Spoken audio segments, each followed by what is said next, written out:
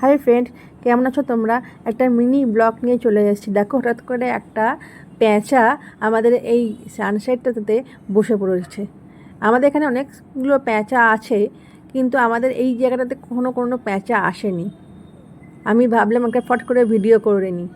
আমি চুপচাপ ভিডিও করছিলাম, পেঁচাটা বসছিল, কিন্তু যেই কথা বললাম একটুখানি না, তখনই পেঁচাটা আমার দিকে তাকিয়ে খানিকক্ষণ দেখলো, দেখে ফট করে ঘুরে চলে গেল। দেখো কি সুইট না দেখতে। আমি একটা পেঁচার পালকও পেয়েছি, তোমাদের পরে দিয়ে দেখাবো। এই প্রথমবার এরকম কোনো পেঁচা এখানে এসে বসলো।